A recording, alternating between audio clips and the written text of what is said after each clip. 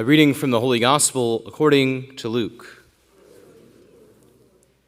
Jesus addressed this parable to those who were convinced of their own righteousness and despised everyone else. Two people went up to the temple area to pray. One was a Pharisee and the other was a tax collector. The Pharisee took up his position and spoke this prayer to himself. "O God, I thank you that I am not like the rest of humanity, greedy, dishonest, adulterous, or even like this tax collector. I fast twice a week, and I pay tithes on my whole income." But the tax collector stood off at a distance and would not even raise his eyes to heaven, but beat his breast and prayed, "O God, be merciful to me, a sinner." I tell you, the latter went home justified, not the former. For whoever exalts himself will be humbled, and the one who humbles himself will be exalted. The Gospel of the Lord.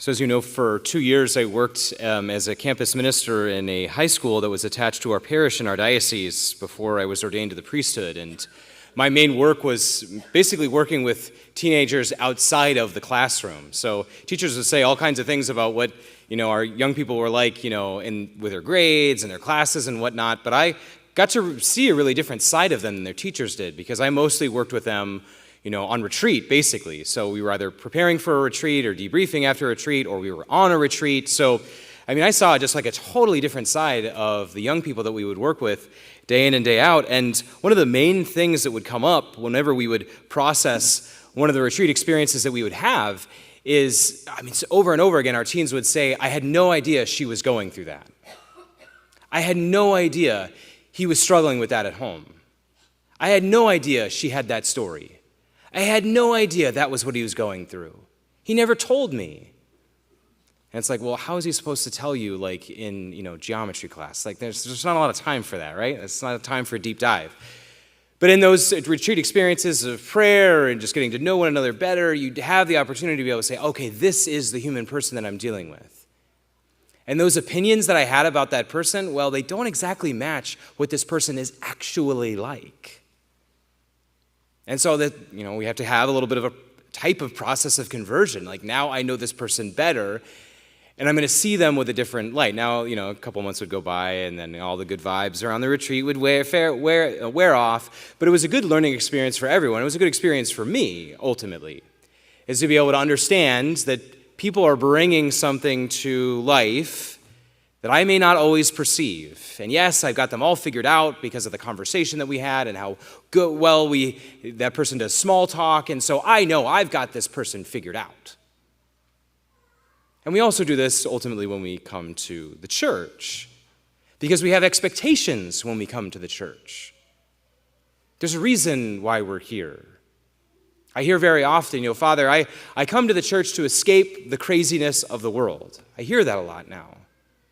Things are so crazy. Things are so nuts.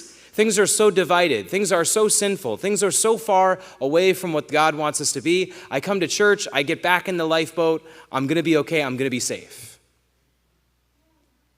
During the 11 o'clock Mass, we're going to have the rite of entrance for so many people that are coming to the Catholic Church, not so that they can get sacraments, so they can be married in the church, or not because, okay, finally, this relative has been pressuring me to get confirmation. These people are coming to the church because they're like, I tasted the world.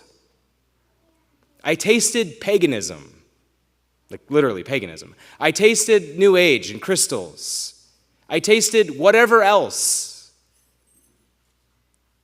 And it's not working. And the last place I thought that it would work, the Catholic Church, seems to be working. One person recently told me, who's in the process of becoming Catholic, she said, "I've been praying to Jesus, and can you believe it, Father? It actually does something." It's like, I don't know what to tell you. I'm going to leave the craziness of what's going on outside, and you have it. You believers, you have it. You, Father, you have it. You have what Jesus wants us to have. I want that. I'm hungry for that. I need that. Save me. It's a good attitude to have. It's the primary attitude to have. But the thing is, you're taking all of your stuff and you're bringing it in here. And when I find out, oh, we're all bringing our stuff in here. We're all bringing our baggage into here. You see, kind of the hope is I want to be able to find direction in my life. I want to have purpose. I want to have meaning. And the church provides all that. And the first reading from the book of Sirach is all about precisely what we're looking for. Precisely what people who are becoming Catholic, that's what they're looking for. I need a direction. I need a purpose. I need structure. I need actual laws with actual rules that are going to guide me to heaven. Because it doesn't work to make it up. The book of Sirach is all about what does God want for his people when the world is going crazy. The book of Sirach was written at a time where the rest of the world is basically pagan. And the Jewish people don't have the structures around them to support them in the practice of their Jewish faith. It was written about 200 years before Christ. So as the rest of the world is being taken over by the Greek Empire, how do we stay strong in our commitment to the one true God? How do we stay sane? How do we have wisdom? How do we see the world God sees the world when the rest of the world is going crazy? That's what the book of Sirach is about. It's a precious gift. You'll notice when you talk to your Protestant friends that they don't have the book of Sirach in their Bible. It's considered deuterocanonical or apocryphal for them because of just kind of the way they look at biblical translations and all the kind of debate around that. But from the earliest time, actually, the book of Sirach was really important even to the early Christians. We would actually use it in our catechesis when someone was becoming Catholic. You'd actually walk through the book of Sirach. It was called the Little Church Book, actually, or Ecclesiasticus. Because the idea is, yeah, the world is crazy, and you're coming into God's way of being that brings healing and peace and love in your life. So it's like, man, I want that. And then you come into the church and you realize, wait a minute, all that stuff that I was dealing with before, I still have it. And oh my gosh, all these people around me, they're like worse than I am. And we do a good job of doing our best to be able to hide it and pretend it's not there. But the more I get to know other people, the more I go, wait a minute. I was leaving the craziness of the world. It seems crazier in here. It seems more wild in here. And so it's very hard for people. There's almost like a process of disillusionment that comes in because we have the attitude that Jesus outlines in today's gospel. We have two ways of going about our Christian life that are given to us by Jesus in the gospel. One of them is the comparison of the Pharisee. In the parable of the gospel that Jesus gives, he says, the Pharisee went in, prayed by himself. He prayed this prayer to himself. So that's, first of all, that's like red flag. Like, don't do this. Like praying a prayer, but not to God. And he's busy comparing himself to other people. Now, it's very easy because the gospel, basically, it's like Jesus versus Pharisees. So it's really easy to be like, well, I know which side I'm on. You should know where I have my money. Like, Pharisees always bad. Okay, yes, obviously the Pharisees obviously get a bad rap in the gospel, but you and I, we wouldn't be too far away from what a Pharisee would be. We're good church-going people. We go to Mass on Sunday. We try and live the gospel to the best of our ability. We stay away from the bad people over there. Those are the bad people. I'm the good people. That's basically what a Pharisee was. They're dealing with the same question that Sirach is dealing with. The Pharisee says, okay, all of our people are under the subjection of the Roman Empire. Well, that's not good because Romans typically worship their king. That's not good. I don't want to do that because I believe that God is in charge. And I want God to be here. I want God to be in my life. I want God to be in our temple. I want the glory of the Lord to return to us. Well, how do we get him to come back? Well, we follow his law. We be faithful to God, God will be faithful to us. Makes sense. How many times have you made that kind of prayer to God? God, I promise I'll pray these prayers if you help me out with this. There's not a lot of difference. Oh, Pharisees, they're always bad. Well, I'm a Pharisee. Join the club.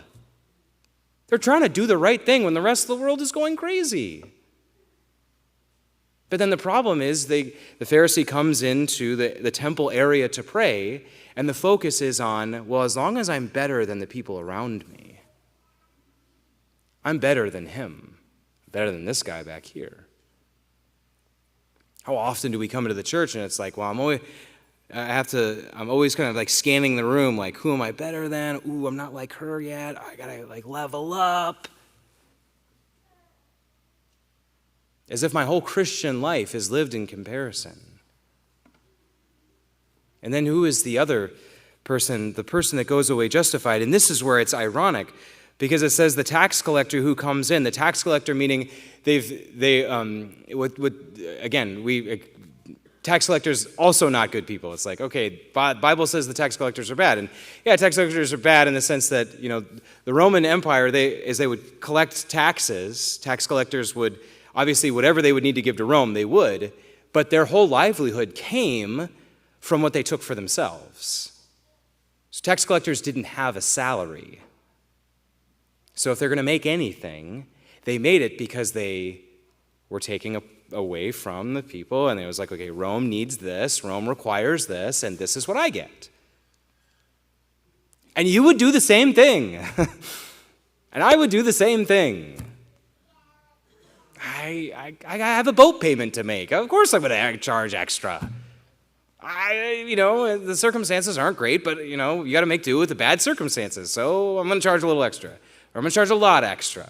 Because I deserve this. So the tax collector is coming from that life. He's making his offering in the temple. And this is probably day one for the tax collector. He realizes this is not good. I need to change. God, I can't even look at you right now, but please have mercy on me. This is day one. And Jesus says he goes away justified. This is the beginning of a new life for him. It's day one for the tax collector. And just as much as maybe there's probably a lot of regret and a lot of shame, there's also a lot of sense of hope. I want to change my life. I want to be different. I can do this. God, please have mercy on me. God, please help me. St. Anthony, one of the desert fathers, he would say, live your Christian life as if it were day one. Live it as if it was your first day. Because it keeps me immune from that disease of comparison, which we find kind of in the Pharisee way of doing things, which is, I've been here a really long time. I'm accomplished. I've arrived. I'm an expert. I went to Catholic school. I've sat in this pew for 70 years. I know how this works. I'm holier than most of these people that are still learning. I know more. I'm more experienced than Father. I know better than Father. If only he would listen to me. He's got a whole map, and I'm ranking where I am on the map. But that's typically associated because I've been at this. I know. Whereas the Pharisee and the invitation for all of us, you're at day one. Today's a new day. Today is the day to start trying. Today is the day to learn. Today is the day to grow. Today is the day to repent. Today is the day to say, Lord, I'm sorry for what happened yesterday, but I want today to be different. Yesterday's failure will not be today's failure. I want to begin, and I want to begin again, and I want to begin again, and I want to begin again. That type of spirit keeps me humble. Keeps me humble. And that'll get you way farther. I mean, Jesus says he went home justified. He went home closer to God. He went home with God in his life, not the former. We should all take a moment, just kind of a pause from that. The guy who's doing his best to be religious, who's comparing himself to everybody else, did not go home holier. Because he was holier than thou. It's the tax collector, the one who knows, today is day one for me. I'm just starting. I'm beginning to learn. I have so much more room to grow. I have so much I need to be repentant of. It keeps you humble, and it keeps you ready for everything. And it also puts you in the right relationship to someone else. Because I said in the beginning, you don't know what she's going through. You don't know what he's carrying. You don't know what he's been through. You don't know how isolated she feels. You don't know what cross he's been bearing for years. Yes, and they're bringing all of their stuff into the church. Yes, they're bringing it into our relationships here, and sometimes it's not pretty, and sometimes it's dysfunctional, and sometimes it's messed up. Yes, all of those things. But the reason why the Church of Jesus brings salvation is not because everyone is yet perfect, but because Jesus is working on them. And if you can have that attitude, if you can start from day one, if you know that what Jesus gives to you in your church, in the Catholic Church, you have everything you need to be justified, to be saved. The church is that place where sinners become saints. But that can only happen when they do what the tax collector did and realize that they're just starting.